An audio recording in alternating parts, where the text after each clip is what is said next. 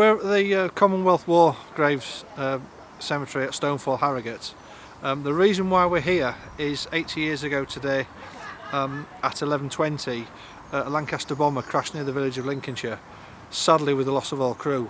The body of the navigator was the only body recovered, and that was Thomas Ferguson Wilson, who's commemorated over there on the grave.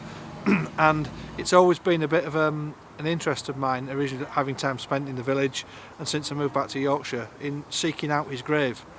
And I kind of thought, because he is separated from his crewmates, that on today, the 80th anniversary of his death and the 80th anniversary of the crash, we needed to mark his death, his grave at this cemetery. So I've arranged a simultaneous service because my parents look after the grave at Bicker.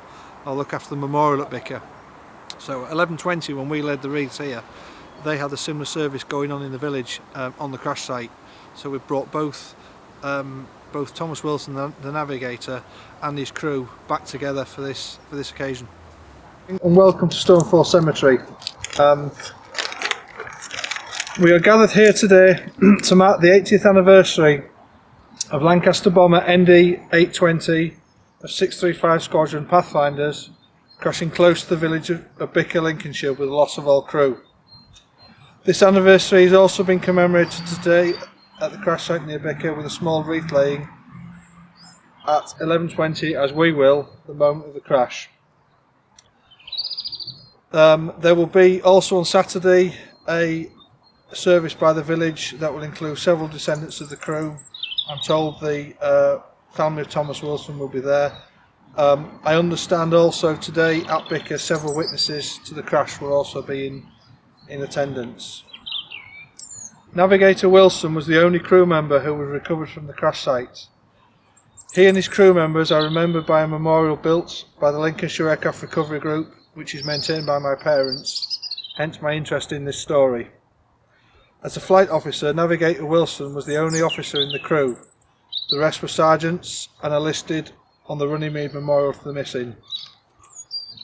Their names were J.B. Barron, G.J. Farrens, A. Hunter, R.T. Lord, R.H. Malthouse and J.W. Nixon. The following biography has been sent to me by Laura McBride, who was Thomas Wilson's great niece. On June the 22nd, 1917, Thomas Ferguson Wilson was born in the small village of Whitechurch, Ontario, Canada, a small farming village 200 kilometres west of Toronto, very close to Lake Huron. He was one of 4 children, being the youngest. The family ran a small lumber and planing mill as well as the family farm. Tom grew up with an interest in intellectual hobbies like photography, the radio and map making. He also liked to play softball and football. He helped around the homestead and sawmill. Tom was of average height, had bright blue eyes, and was very funny and brilliant, according to his sister. He was very close to his siblings, especially the sister closest in age, Agnes. Tom was identified as extremely intelligent and fun-loving from an early age.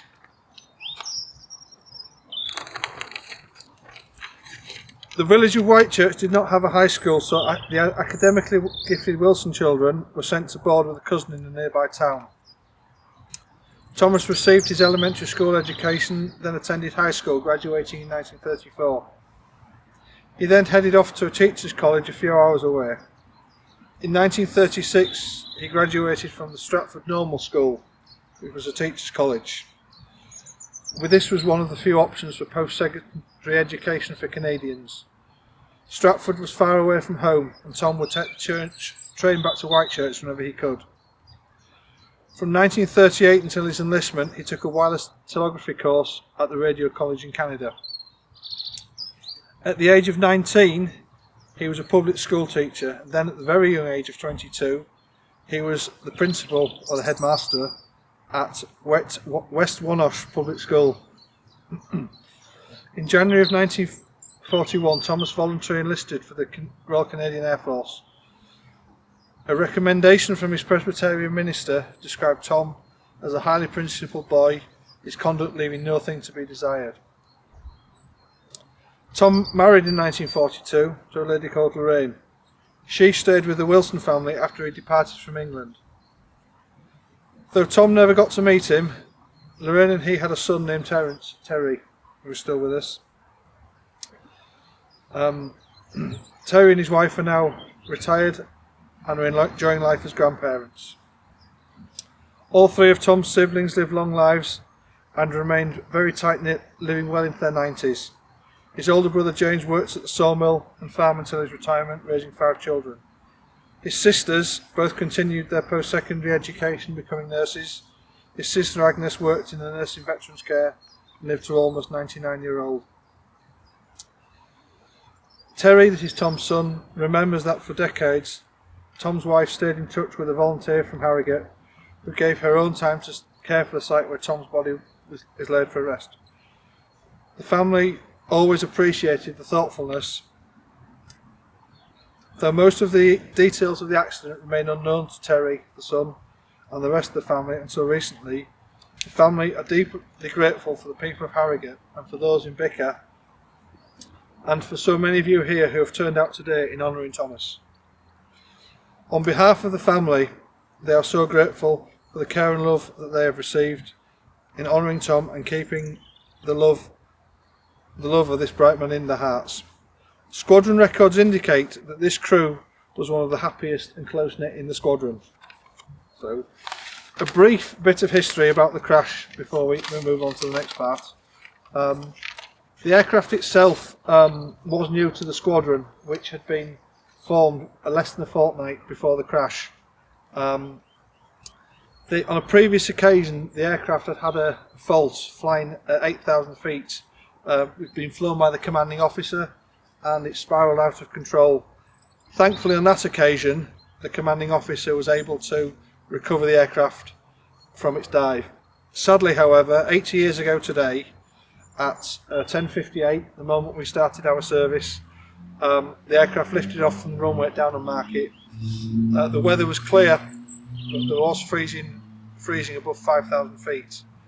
The aircraft was travelling at 8,000 feet on the first leg of the exercise when it suddenly dived.